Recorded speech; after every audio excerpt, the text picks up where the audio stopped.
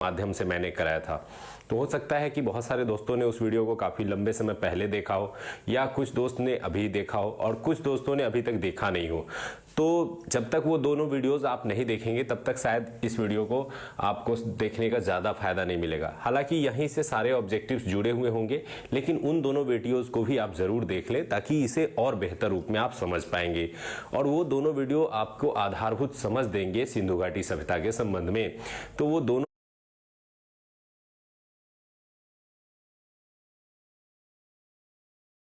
ही video के link जो है वो डिस्क्रिप्शन में डाल दिए जा रहे हैं तथा कमेंट सेक्शन में भी डाल दिए जाएंगे, तो उन्हें जरूर देख ले। आज हम लोग सिंधु घाटी सभ्यता के इस टॉपिक में बात करने वाले हैं मुख्य स्थल जहां से प्रश्न पूछे जाते हैं। जितने भी ऑब्जेक्टिव टाइप के एग्जाम होते हैं, चाहे वो जिस भी सेक्टर के हो, पीसीएस से लेकर के अदर सेक्टर्स, सभी सेक्टर्स में एक खासियत देखी जाती है कि जो प्रश्न पूछे जाते हैं वो मुख्य रूप से स्थलों से जुड़े होते हैं। और जब पीसीएस और आईएएस लेवल पे जाते हैं तो वहां पे आधारभूत समझ से जुड़े हुए प्रश्न होते हैं। तो आधारभूत समझ से जुड़ा हुआ 2 वीडियो ऑलरेडी अपलोडेड है। यहां हम लोग बात करने वाले हैं आज कि प्रमुख स्थल वे किन नदियों के किनारे रहे हैं, उनकी स्थलों की खोज किसने की है और क्या वहां से महत्वपूर्ण बिंदु है जिनसे प्रश्न पूछे जाते हैं। तो आज हमारा पूरा का पूरा अध्याय जो है वो इसी पर टिका हुआ है। तो चलिए हम लोग बात करते हैं इसी की ओर और बढ़ते हैं। सबसे पहले मैंने यहाँ जो सिलेक्ट किया है स्थल में वो है हड़प्पा। हड़प्पा के नाम पर ही सिंधु घाटी सभ्यता का नाम हड़प्पा सभ्यता के नाम से जाना जाता है, क्योंकि यह पहला स्थल था जिसे खोजा गया था। और हड़प्पा और मोहनजोदड़ो को संयुक्त रूप से सिंधु घाटी सभ्यता की राजधानी के रूप में भी जाना जाता है। तो हड़प्पा से कई तरह के प्रश्न भी बनते हैं। वर्तमान में बात करें तो हड़प्पा पाकिस्तान के मोंटगोमरी जिले में पड़ता है, जो पंजाब प्रांत पाकिस्तान में है। और यह किस नदी के किनारे है? तो रावी नदी के किनारे है। यहां से कई बार प्रश्न पूछा गया कि हड़प्पा किस नदी के तट पर स्थित है, और कई बार स्टूडेंट्स ने गलती की कि ये सिंधु नदी के किनारे है, क्योंकि यह इंडस वैली सिविलाइजेशन सिंधु घाटी सभ्यता चैप्टर से जुड़ा हुआ है। लेकिन आपको याद रखना होगा कि सिंधु घाटी सभ्यता नाम जरूर है, लेकिन इस सभ्यता के स्थल भारत के विभिन्न नदियों के साथ साथ पाकिस्तान के कई अलग अलग नदियों के किनारे से पाए गए हैं। ऐसे में यह कहना कि केवल सिंधु नदी के किनारे है, ये गलत हो जाता है। तो हड़प्पा जो पाकिस्तान के मोंटगोमरी जिले में स्थित है, रावी नदी के किनारे मिला। और सिंधु घाटी सभ्यता की खोज का श्रेय राय बहादुर दयाराम साहनी को जाता है। इन्होंने ही सबसे पहले 1921 में हड़प्पा की खोज की थी।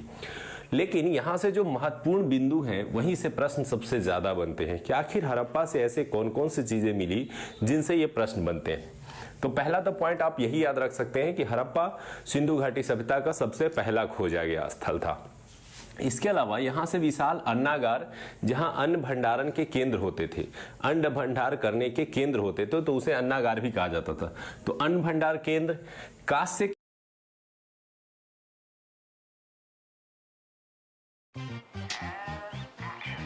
Hello, I'm Mr. Reddy and today we are going के दर्पण, कांसा, तांबा और टीन को मिला करके कांसा बनाया जाता था, तो कांसे के दर्पण। और R37 वास्तव में एक कब्रिस्तान मिला है। सिंधु घाटी सभ्यता में शवों को जलाने और दफनाने दोनों तरह की विधि मिली है। तो दफनाने की विधि कब्रिस्तान के रूप में R37 के रूप में हड़प्पा से प्राप्त हुई है, जबकि जलाने की विधि जो है वो मोहनजोदड़ो से प्राप्त हुई है। इसके अलावा श्रमिकों के आवास के भी प्रमाण मिले हैं। तो 3-4 इंपॉर्टेंट है हड़प्पा से जो आप याद रख सकते हैं। पहला याद रख सकते हैं कि यहां से विशाल अन्नागार मिला है, यहां से कांस्य के दर्पण मिले हैं, यहां से श्रमिकों के आवास मिले हैं, और R37 एक कब्रिस्तान भी मिला है। तो हड़प्पा से ये कुछ महत्वपूर्ण पॉइंट थे जिन्हें आप याद रखेंगे। अब आते हैं मोहनजोदड़ो। मोहनजोदड़ो इस सभ्यता का सबसे बड़ा स्थल था, और मोहनजोदड़ो इस सभ्यता का सबसे महत्वपूर्ण स्थल और बृहत स्थल था। ये पाकिस्तान के लरकाना प्रांत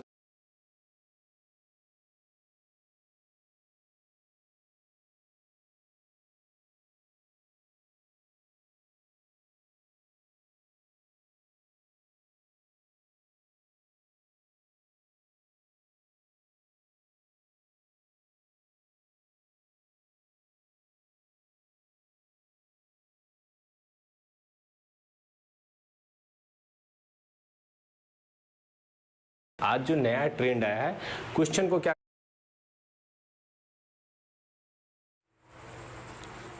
हेलो फ्रेंड्स, स्वागत है आपका यूटेरिया पे। मैं प्रवीण कुमार आप लोगों का स्वागत करता हूं। आज के इस वीडियो में जो है सिंधु घाटी सभ्यता का चौथा वीडियो और लास्ट वीडियो, और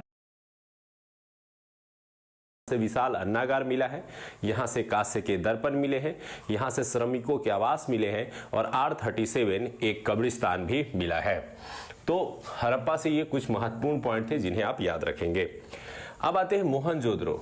मोहनजोदड़ो इस सभ्यता का सबसे बड़ा स्थल था और मोहनजोदड़ो इस सभ्यता का सबसे महत्वपूर्ण स्थल और बृहत स्थल था। ये पाकिस्तान के लरकाना प्रांत से मिला है और ये दो प्रमुख स्थल जो सबसे बड़े स्थल थे ये दोनों ही पाकिस्तान से मिले हैं। भारत का जो सबसे प्रमुख बड़ा स्थल था वो राखी गढ़ी था, तो वो हम लोग आगे पढ़ेंगे। मोहनजोदड़ो से जुड़ा हुआ कुछ पॉइंट, ये मोहनजोदड़ो सिंधु नदी के दाहिने तट पे पाकिस्तान से मिला है, जो कि पाकिस्तान के सिंध प्रांत से मिला है, और जो हड़प्पा है वो पाकिस्तान में पंजाब प्रांत से प्राप्त हुआ है। अब आते हैं, बात करते हैं इसकी खोज। तो राखलदास बनर्जी ने की थी और 1922 में इसकी खोज की गई। तो ये 2-3 पॉइंट है जहां से प्रश्न बनते हैं। नदी के तट, खोजकर्ता और क्या क्या मिला है मोहनजोदड़ो से जहां से प्रश्न बनते हैं। तो सबसे पहले एक विशाल अन्नागार यहां से भी प्राप्त हुआ है और एक विशाल स्नानागार, ये याद रखिएगा। सबसे विशाल स्नानागार एक तालाब सा मिला है जहां सामूहिक स्नान केंद्र के रूप में इसे जाना जाता था। और विशाल अन्नागार जो है मुख्य रूप से पूछा जाता है तो हड़प्पा, और विशाल स्नानागार जब पूछा जाता है तो वो जो है वो मोहनजोदड़ो से पूछा जाता है। तो विशाल स्नानागार जो है वो मोहनजोदड़ो से प्राप्त हुआ है। इसके अलावा एक कांस्य की मूर्ति मिली है जो नग्न मूर्ति के रूप में है। इसके अलावा एक पुरोहित की मूर्ति मिली है जिससे कुछ अनुमान लगाया गया है कि शायद सिंधु घाटी सभ्यता में राजनीतिक स्थितियों पर पुरोहितों का वर्चस्व रहा होगा।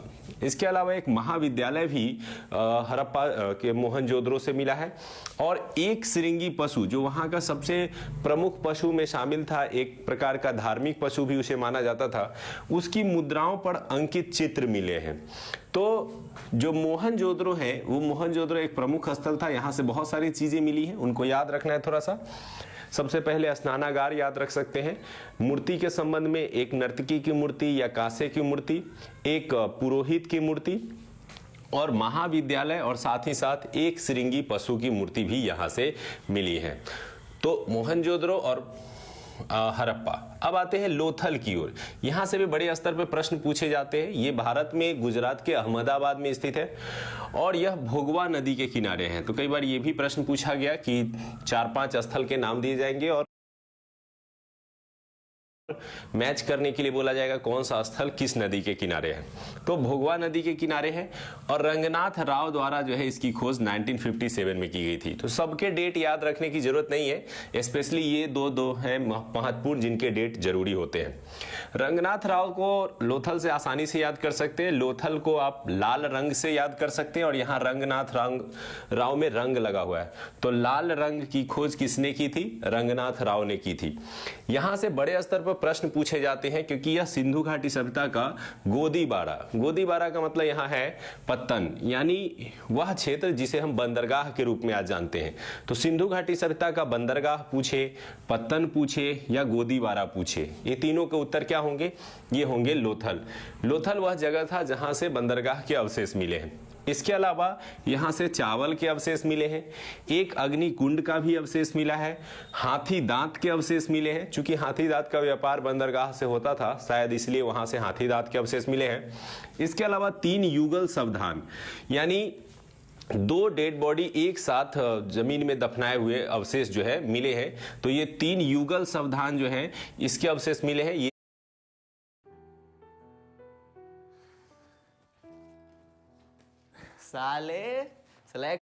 ये प्रश्न कई बार पूछा गया है। मैंने अभी बताया था कि जो शव होते थे उसको दफनाने की प्रथा थी हड़प्पा में, जलाने की प्रथा थी मोहनजोदड़ो में, और युगल सावधान की प्रथा कहां से मिली है? तो वो मिली है लोथल से, और यहां से 3 इसके उदाहरण मिले हैं। इसके अलावा घोड़े की मृण मूर्ति, यानी मिट्टी की मूर्ति जो है घोड़े की कहां से मिली है? तो वो मिली है लोथल से। तो ये 3 प्रमुख स्थल है। अब आते हैं चौथे प्रमुख स्थल की ओर, ये है कालीबंगा, बहुत फेमस, हनुमानगढ़ राजस्थान में यह स्थित स्थल है जो प्राप्त हुआ है, यह भारत के प्रमुख स्थलों में शामिल है। घग्गर नदी के तट पे यह प्राप्त हुआ है। घग्गर नदी राजस्थान से संबंधित है और अमलानंद घोष द्वारा इसकी खोज की गई थी। इसके अलावा अगर यहां से कुछ इंपॉर्टेंट मिला है जिनसे प्रश्न बनते हैं तो कई चीजें हैं, जैसे एक तो चूड़ियां हैं, जो काले रंग की चूड़ियां यहां से मिली है, इनसे भी बहुत सारे प्रश्न बनते हैं। इसके अलावा जूते हुए खेत के साक्ष्य, अर्थात खेतों की जुताई के प्रमाण, यानी हलों के जो जुताई के चिन्ह होते हैं वो मिले हैं, तो जूते हुए खेत के प्रमाण मिले हैं। इसके अलावा एक अग्नि कुंड मिला है जिसमें हवन के चांसेस होते हैं, तो ये अग्नि कुंड के प्रमाण कालीबंगा से भी और लोथल से, दोनों जगह से मिले हैं। तो इस तरह से प्रश्न पूछे जाते हैं कहां कहां से मिले हैं, तो अग्नि कुंड के प्रमाण कालीबंगा से भी और लोथल से भी मिले हैं। इसके अलावा एक आप इंपॉर्टेंट याद रख सकते हैं कि भूकंप के प्रमाण कहां से मिले हैं, क्योंकि भूकंप से जुड़े हुए मार्शल ने कहा है कि सभ्यता के विनाश में भूकंप का भी योगदान, तो भूकंप के प्रमाण कहां से मिले हैं, तो वो कालीबंगा से मिले हैं। तो ये 4-5 पॉइंट आप आसानी से याद रख सकते हैं कि जूते हुए खेत के साक्ष्य कहां से मिले हैं, अग्नि कुंड कहां से मिले हैं, चूड़ियां कहां से मिले हैं और भूकंप के प्रमाण कहां से मिले हैं। देन आते हैं राखी गढ़ी। राखी गढ़ी हिसार हरियाणा, और ये भी घग्गर नदी के तट पर है हरियाणा में, और ये सूरज भान द्वारा जो है इसकी खोज की गई थी। इसे याद रखना भी आसान है। राखी का अगर डिजाइन देखें तो कहीं ना कहीं वो सूरज जैसा दिखाई देता है, तो राखी गढ़ी की खोज जो है वो सूरज भान ने की थी। और मैंने याद भी कराया था कि हरियाणा में जाकर के राखी बंधवाली, यानी राखी हरियाणा में और बनावली जो है वो भी हरियाणा में है, तो दो प्रमुख स्थल है हरियाणा से जुड़े हुए। तो राखी गढ़ी जो घग्गर नदी के तट पे मिला है, इसकी खोज जो है वो सूरज भान ने की थी। और यहां से क्या इंपॉर्टेंट मिला है जिससे क्वेश्चन बनता है, तो सबसे इंपॉर्टेंट क्वेश्चन बनता है कि भारत में स्थित सबसे बड़ा हड़प्पा स्थल कौन सा था, यानी सिंधु घाटी सभ्यता का सबसे बड़ा स्थल भारत में कौन था। तो भारत में बात करें तो यह था राखी गढ़ी, जो कि हरियाणा में मिला है।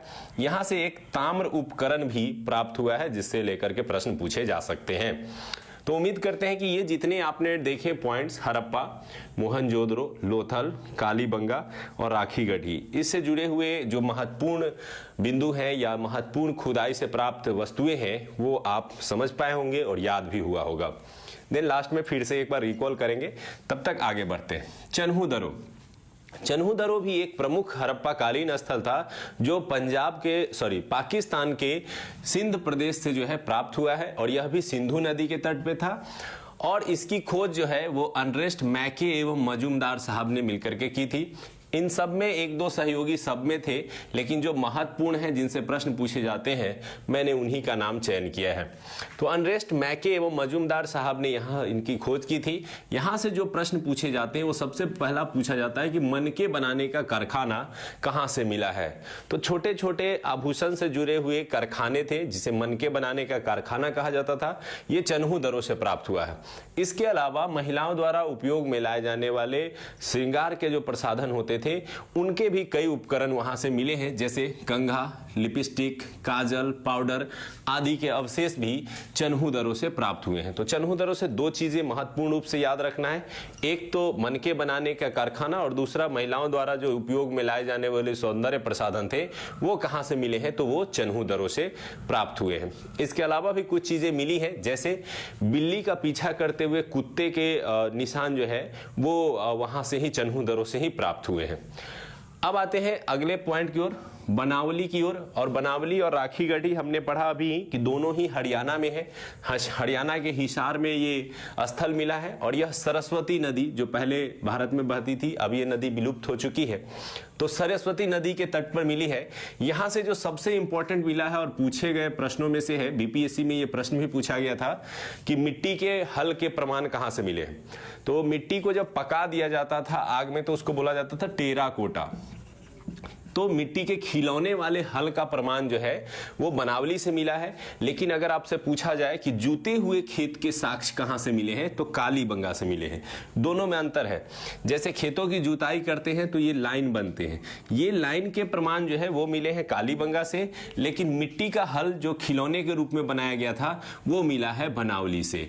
तो आप इसे याद रखेंगे, दोनों में डिफरेंस भी याद रखेंगे, कंफ्यूजन नहीं करेंगे, ताकि प्रश्न आपके अधिक से अधिक सही हो सके। देन आते हैं रोपर पंजाब में, ये रूपनगर पंजाब से प्राप्त हुआ है।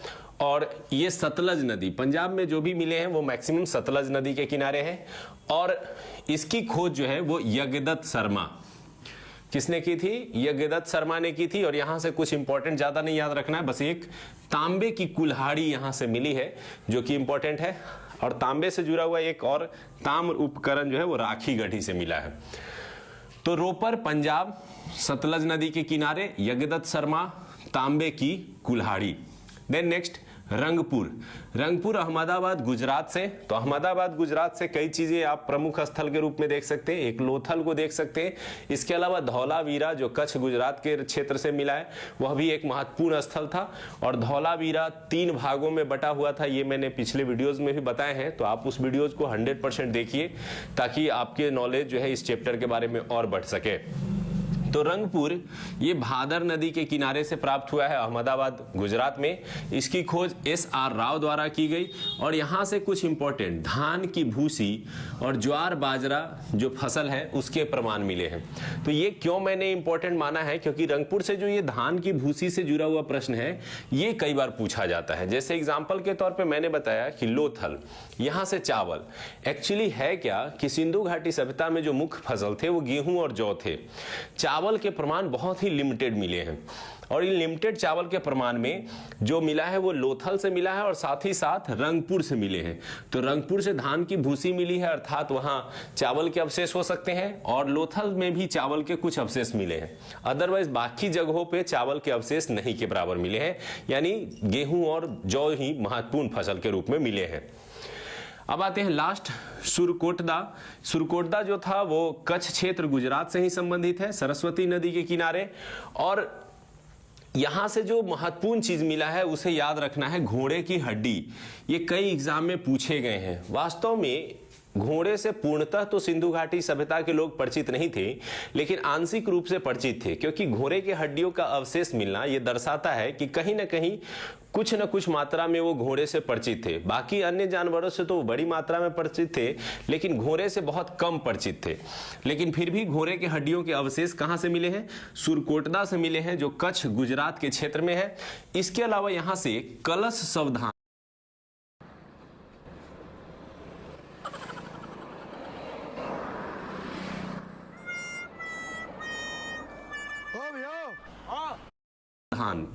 अब मैंने सब के बारे में 3-4 चीजें आपको बताई। हड़प्पा में कब्रिस्तान यानी दफनाने की प्रथा, मोहनजोदड़ो में जलाने की प्रथा, लोथल में युगल समाधियां हमने देखी कि 2-2 डेड बॉडी को एक साथ दफनाने की प्रथा, और सुरकोटदा में कलश सावधान की प्रथा मिली है, यानी एक मटके में डेड बॉडी के अंशों को जमा करके जमीन के नीचे दफनाने की प्रथा। तो कलश सावधान की प्रथा कहां से मिली है? इसके अलावा तराजू, तराजू के जो है एक नमूना जो है तराजू का वो भी प्राप्त हुआ है सुरकोटदा से। और सिंधु घाटी सभ्यता की एक बहुत बड़ी विशेषता थी कि पूरे सभी स्थलों पे जो तराजू के लिए यूज किए जाने वाले वजनी पैमाने थे वो सभी 16 के गुणज अनुपात में एक ही समान सब जगह मिले हैं, जो कि एक प्रमुख विशेषताओं में से एक है। तो सिंधु घाटी सभ्यता की जितनी विशेषताएं थी वो मैंने पिछले वीडियोज में भी बताए हैं। यहाँ पे मैंने प्रमुख स्थल और वहां के जो कुछ महत्वपूर्ण चीजें मिली हैं जिनसे प्रश्न पूछे जाते हैं उसको बताया है। देन यहाँ पे थोड़ा सा बातें हैं लास्ट पॉइंट की ओर, सिंधु सभ्यता का पतन कैसे हुआ।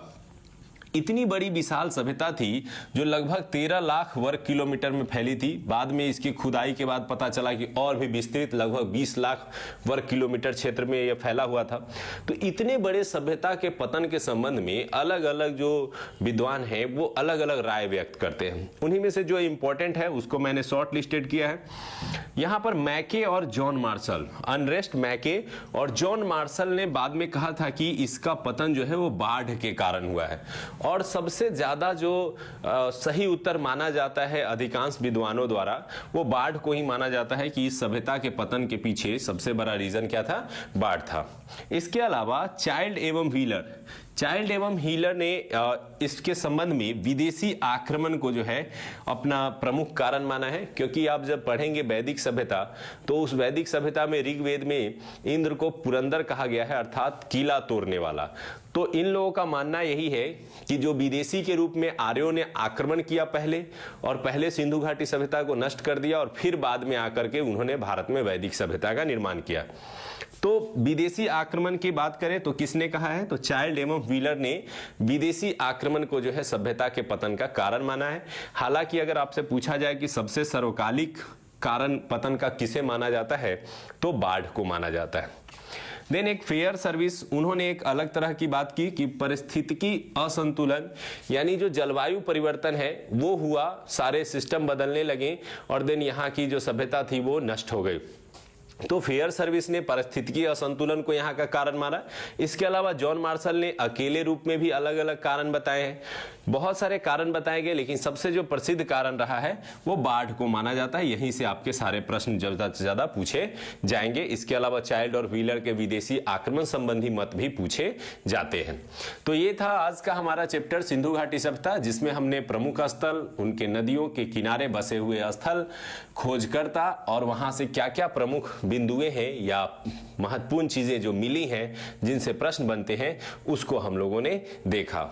देन अब इसको पढ़ने के बाद भी आप सिंधु घाटी सभ्यता को समाप्त कर सकते हैं, आगे बढ़ सकते हैं, लेकिन मैं चाहूंगा कि एक वीडियो और मैं लेके आऊं यहाँ पे सिंधु घाटी सभ्यता में, जिसमें हम लोग पढ़ेंगे कि सभ्यता के विभिन्न क्षेत्रों का कैसी स्थिति थी।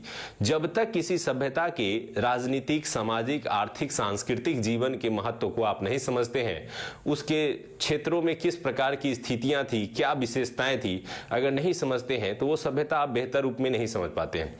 तो इसीलिए अगले वीडियो में हम लोग बात करेंगे कि सिंधु घाटी सभ्यता के काल में उनका राजनीतिक जीवन कैसा था, उनका सांस्कृतिक जीवन कैसा था, उनका आर्थिक जीवन कैसा था, उनका सामाजिक जीवन कैसा था।